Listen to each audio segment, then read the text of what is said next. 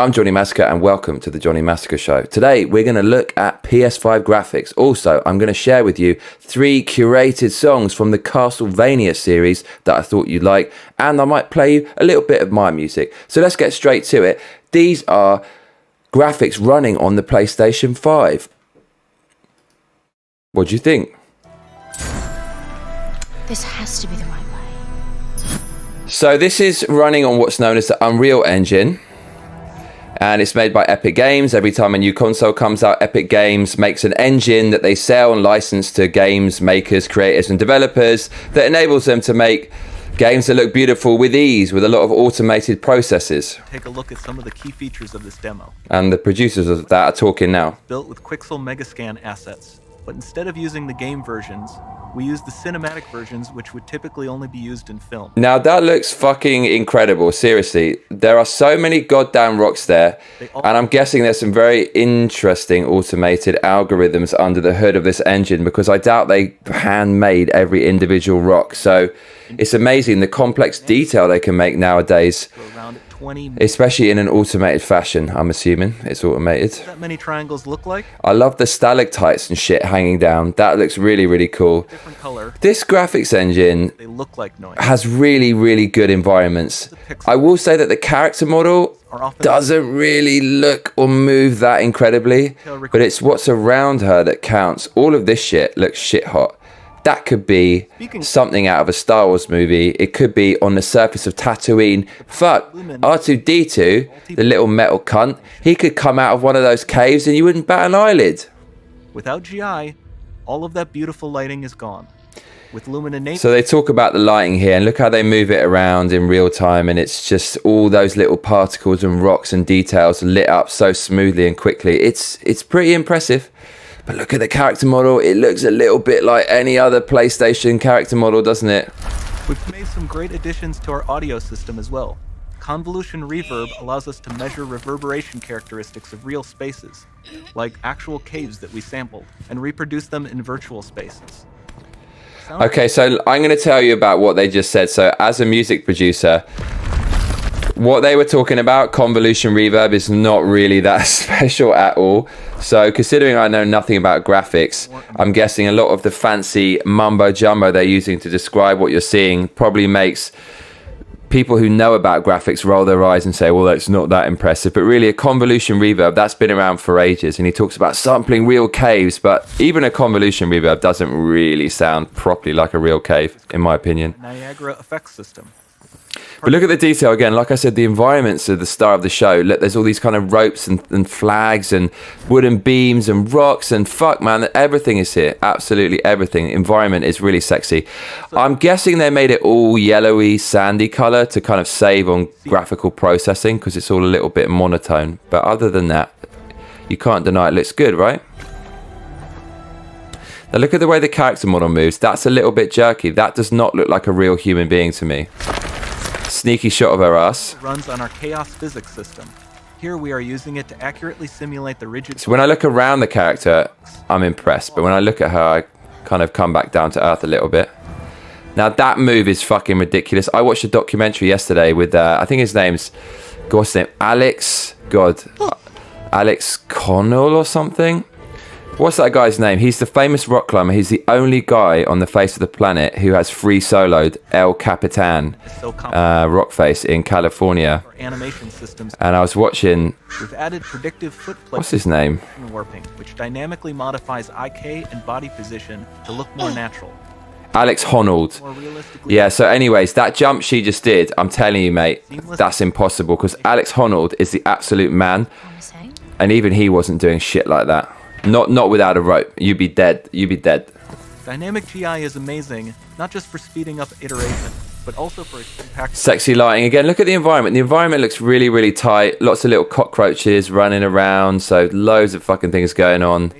Means specular as well. And you're kind of drawn to what you're seeing. I'm intrigued. I want to see more. I want to learn more about this game just because the graphics are tight. Lumen not only reacts to moving light sources, but also changes in geometry. That is shit hot. Look at that. That's amazing.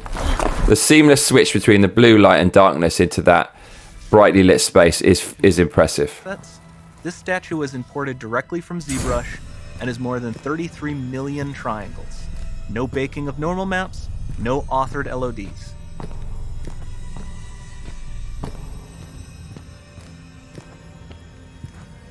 And we can do more than a single statue.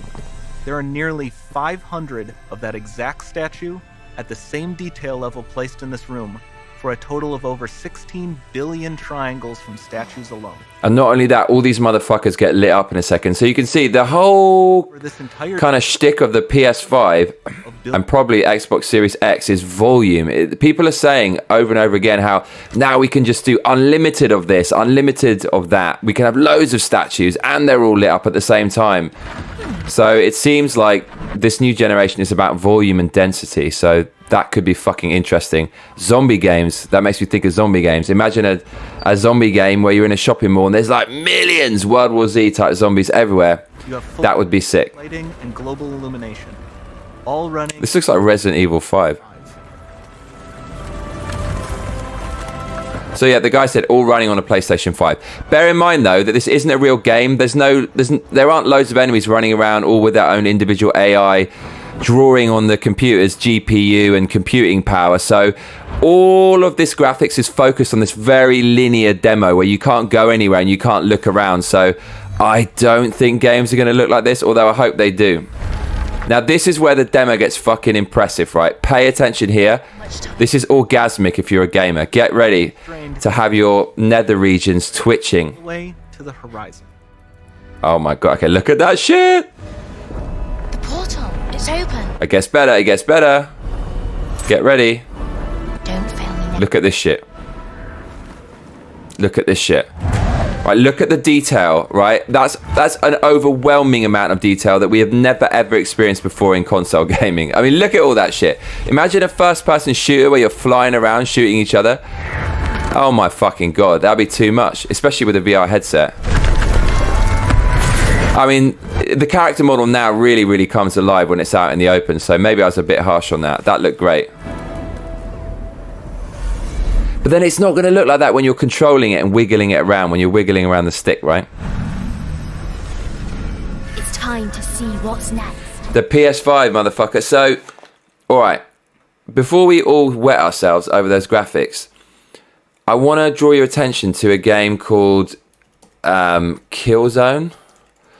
That came out on the PlayStation 2, I believe.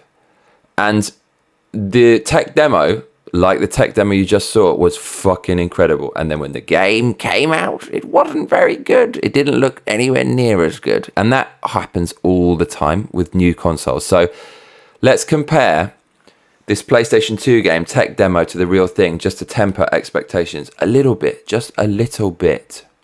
All right? That looks pretty impressive, you have to say. Honestly, I don't remember any PlayStation 2 game looking this good. Like, it still looks alright by today's standards. Look at that. Let's look at some of the explosions. Oh, look at that.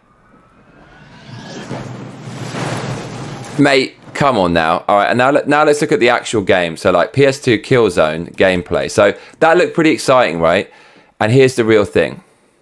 Right, okay, that looks crap. Look at that. Look at that. Oh man, that looks bad. Like, that looks terrible. Look at the I'm kind of lost for words. You see what I'm saying? So the tech demo looked really sick, but this is what the real game looked like. Not even close to that tech demo. Not even close. So maybe someone's going to argue with me and say, well, you just turned away from a video that had a split screen of the E3 tech demo and the final PlayStation release, and they look quite similar. But the point is, if you make a tech demo where, again, it's like a linear thing, you can't move around and look around anywhere. You can't do anything that's going to hurt the GPU, the processing power. You can get away with doing a lot more, but the actual game is always a little bit disappointing. And so I just want to temper expectations. So anyone out there who's seen that PlayStation 5 graphics or just watched that and is wetting themselves with excitement about what's to come this December in about 7 months' time, just wheel up and come again, because you might be disappointed. So Don't get your hopes up too much is what I'm saying. So there we go. PlayStation 5 footage, the Unreal Engine by Epic Games running on the PlayStation 5. What do you think? Leave your comments in the box below, because I'm quite interested about what others think. I spoke to my brother and he was defending it. He always wants to disagree with me. I was trying to say it's never going to look like that, and he said it will. What do you think? Is it going to look like that? The PC Master Race on the comment section for that PlayStation 5 footage are cutting it for being 30 frames a second.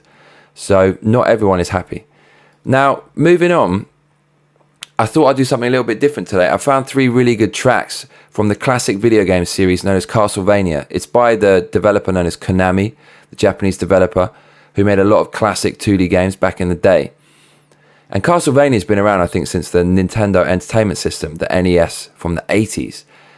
And it's a game that draws heavily upon the lore of the supernatural. And the supernatural seems to inspire creative people. So artists, music producers, singers, anyone like that, given the creative palette of ghouls, ghosts, and the supernatural, seems to have a fucking blast. You can't go wrong with a bit of Frankenstein, Dracula, and werewolves. They're just so fucking cool.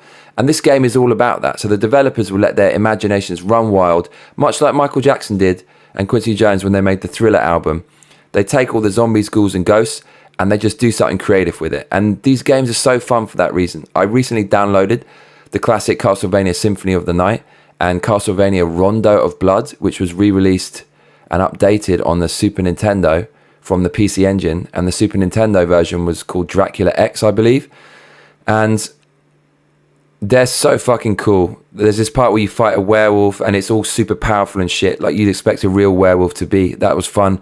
And there's a part with this huge minotaur is chasing you. And because 2D games are linear, you go to the next screen and you kind of breathe a sigh of relief, and the motherfucking minotaur smashes through and still chases you. I shat myself.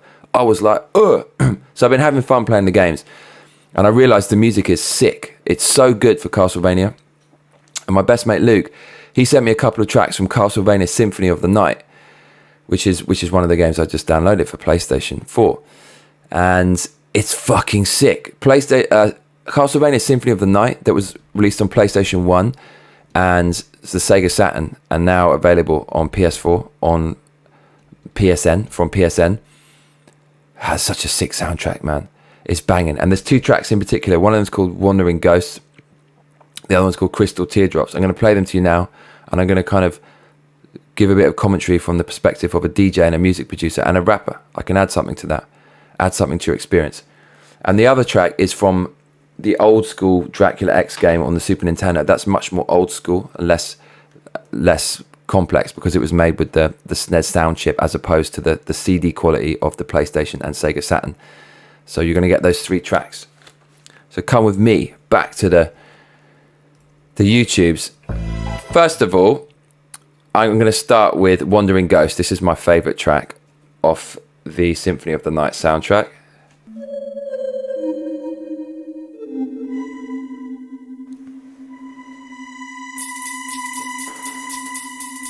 It's got such a wicked groove.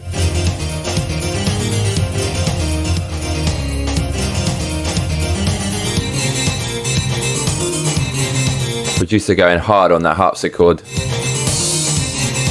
It's got such a clever groove.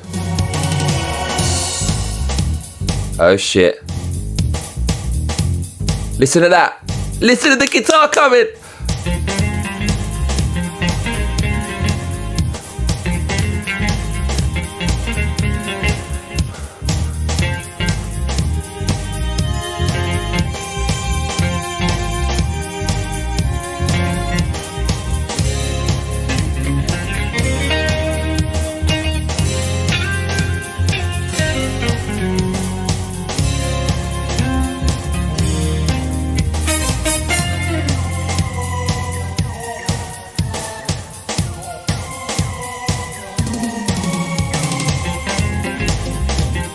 This could be a fucking top 10 hit.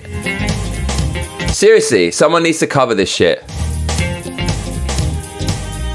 Like, the groove is really good because the drum is boom, cut, boom, cut, boom, cut, boom, cut. So it's a very basic 2-step pattern with a swing thrown in with an early kind of a few early offbeats. But then that's really offset by the hi-hats, which are like... So that's really playing against the kind of the simple linear beat. And then all around that, you've got this really, really, really groovy composition, virtuoso instruments and stuff, which is like weaving patterns through that already very interesting groove. And it's just anchored by a very simple bass line that's really gluing it together.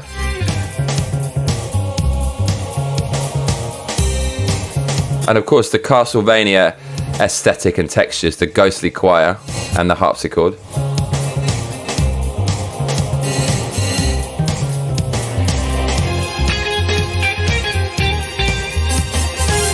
And it's a kind of an ode to Michael Jackson. And again, the whole concept, as I said, of classic monster lore just inspires the fuck out of creative people. I mean, look, it created the lodestar of Michael Jackson music, which was Thriller. The theme of ghouls and zombies, ghosts and werewolves and stuff. It was all in there. And it continues to inspire people, as evidenced by this soundtrack. So look, that's a fucking banger. That's a fucking banger. I fucking hate YouTube comments that say that shit slaps. That shit slaps king. That shit slaps queen. That shit is good. That shit is good. Let's just keep it at that. Wandering Ghosts, Castlevania soundtrack. The next one is from the same game, Symphony of the Night. This is not quite as good as that in my opinion, but it's still shit hot. So this is called Crystal Teardrops. Very fancy. Let's have a listen to Crystal Teardrops on Castlevania Symphony of the Night OST. Love it. Love the chords. Very edgy. Obviously in a minor key. Love the distorted banging beats, but they're banging, however subdued. So that's a really nice contrast. They don't overshadow the track. The beats are banging though. Pat, badum, pat. The chords is where it's at though. Player shit.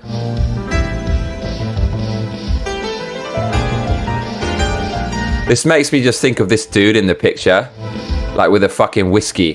His sword still in the scabbard.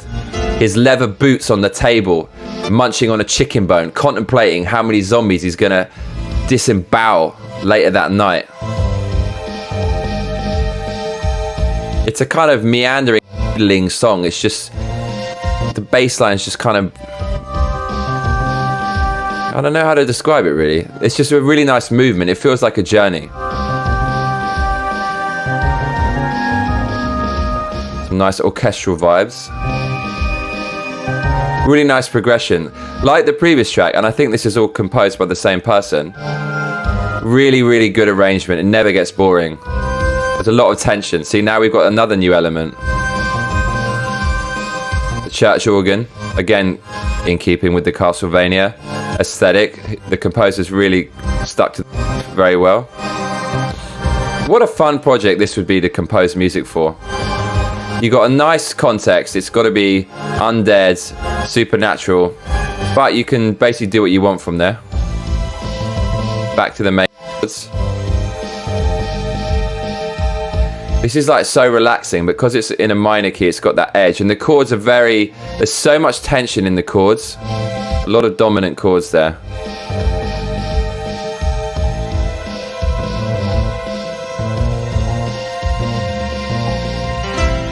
This is the player shit. It's so tight. This is my favorite bit. Piano's sick.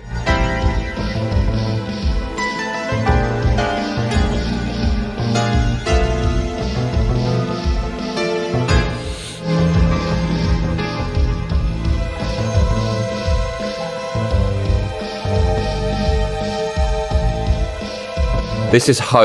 Is the home of the track. These chords, that bass and these beats. It's quite complex. There's a lot of different segments to this.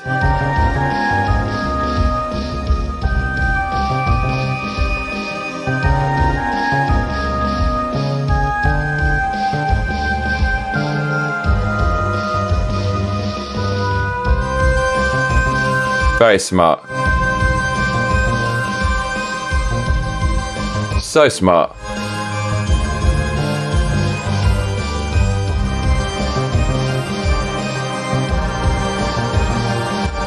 I'm really liking this artwork as well. The character's hair, look at the movement on that. And then the continuity in all the colours. Here we go again.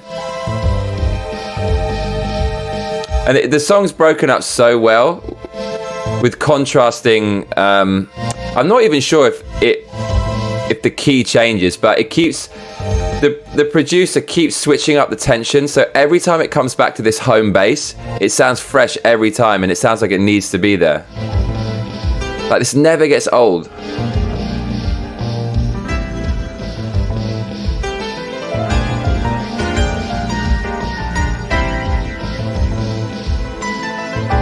Such a solid mix as well from a technical standpoint. That piano, a lot of reverb on there. It's not easy to bed that into a mix.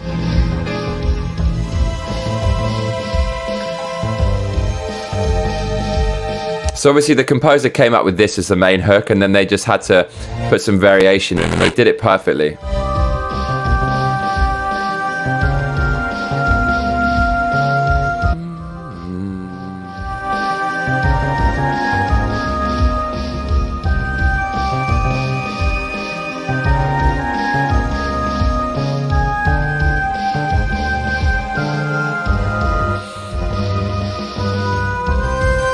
I might be wrong, but I think when they switch it up, they use something called a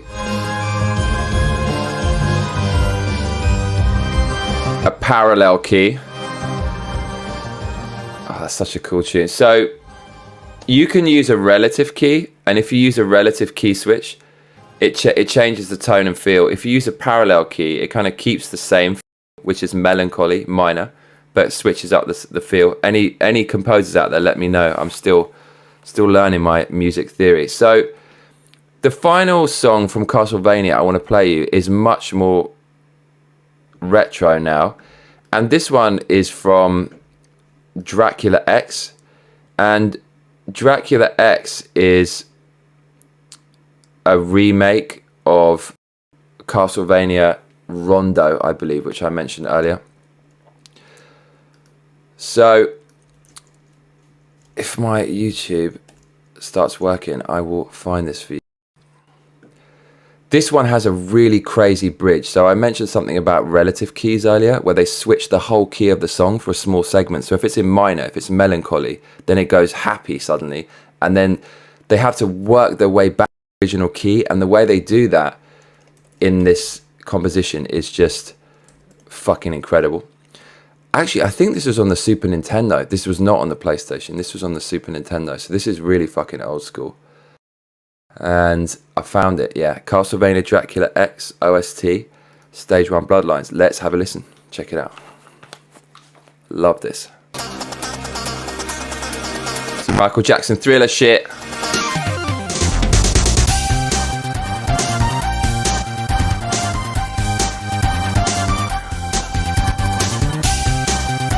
We're going hard! Going hard! That's classic Super Nintendo sound chip. I think that must have been a stock sound on their built-in sequencer. Those strings, love it.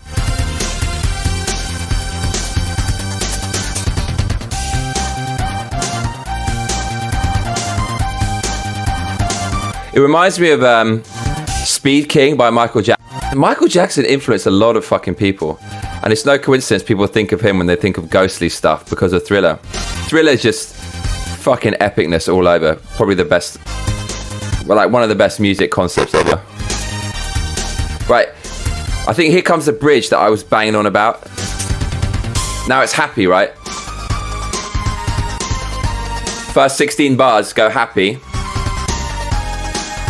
Like super happy, right? And now they work it back to the melancholy minor key. And listen how they do it.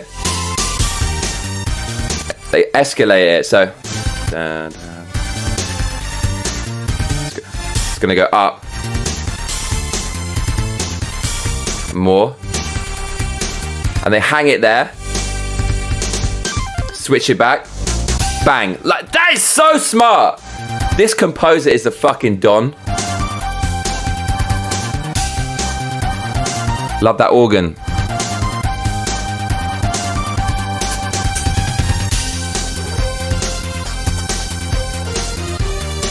I quite like the design of this box art as well. It's very Japanese, old school Japanese. I like the way they wanted to get that face in of the demon, and they just put it on that, on the x-axis. Of course, the lead character's got his iconic ball and chain.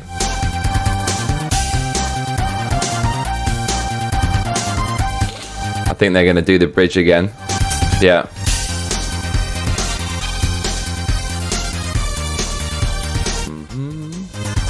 Beautiful, beautiful, beautiful. Loving the Michael Jackson influence. And then they're going to bring it back. Oh, sorry, this is the bridge.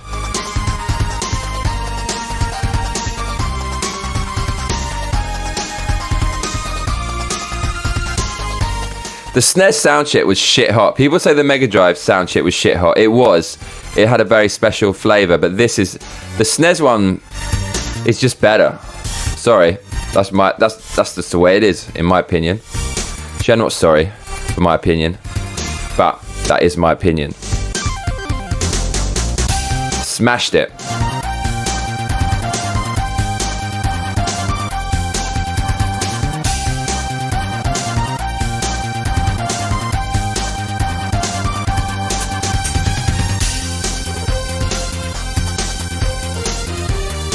So clean.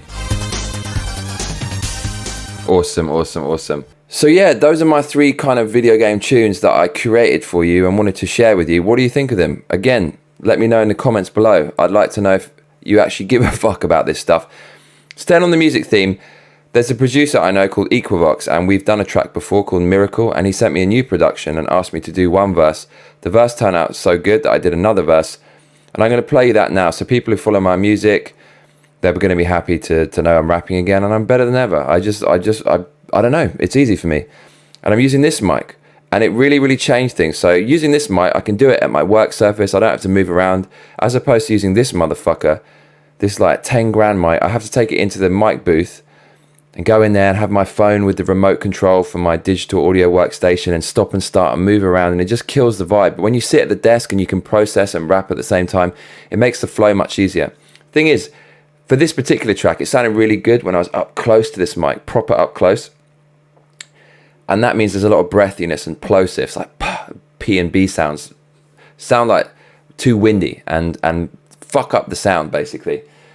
So I do have a pop shield, a windshield, but even with that over and my mouth right against it, you don't have the same quality of sound. So I had to kind of just, I had to keep using this mic and just work with the limitations. So the kind of weird windy sound, I would put some effects on it and distort it to make it sound cool and future and a bit dystopian Blade Runner. And I think it worked out really, really well. So I'm going to share you this now, just a little clip of my rap, and you can let me know what you think. I think the production is so killer by Equivox. So I think this is called Merry Go. And this is me rapping on Merry Go.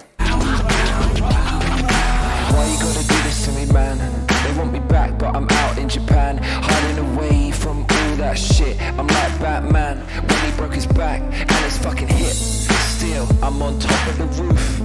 Gargoyle is my neighbor, looking down at the lights, blinking like a lightsaber. Remember the days when I used to be a raver, misbehavior, MCs, I never really liked them. I say that under my breath, cause if I don't, then I really gotta fight to the death.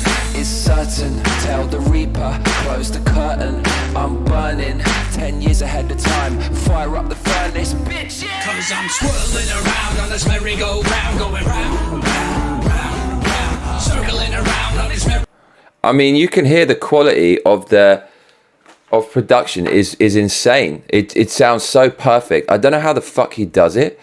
He just told me all he does is use shitloads of compression, which doesn't really explain it. But big up Equivox. That production is killer. So that's my first verse on the track, which I did second. I'll save the other one for when he releases it. So watch out for that. Finally today, I wanted to talk a little bit about the C word. Originally, this Johnny Massacre show was going to be all about the C words, the disease that's taken over the universe. And I went on this huge political rant. And in the end, I thought, you know, fuck it. I'd rather just watch PlayStation 5. What I will say is, I spent about a week trying to get this rant in order, making loads of notes. And then I just thought I'll give you a quick summary of how I feel about it. It's become politicized. People on the left want you to stay at home. People on the right want to go out and go back to business. And everyone's fighting about it, which is stupid because we should just look at the stats and make up our own decisions. However, all I see is articles saying, this person said this, that, and a third about coronavirus, and this is why it's not true. How more obvious can you be about your narrative? Just give some stats and let the people make up their own minds. No, you have your predetermined narrative, which isn't true. And so you take something that someone said and you say, don't believe that because we want you to believe what we're saying to push our political agenda. It's fucking pathetic. It's fucking pathetic. So fuck all that shit. And the good news is I have noticed that people on both sides of the political spectrum are now basically coming out and saying this is kind of unworkable now. We have to fucking do something about it because the economy's fucked and everyone's getting fucked up. So I just want to see people from all across the political spectrum come together to fight this virus. My personal stance, nothing was ever solved hiding in your house like a little bitch. You got to get out there and fight. And that's it. So C word, that's my little rant about the C word. Then that's about it for today. You might have noticed I've lost a shitload of weight. I was ripped and the gym's been closed now for about 6 weeks. My running was elite. I was getting close to a sub 3 hour marathon time and my hamstring kind of twanged a bit. So I had to take about 2 weeks off.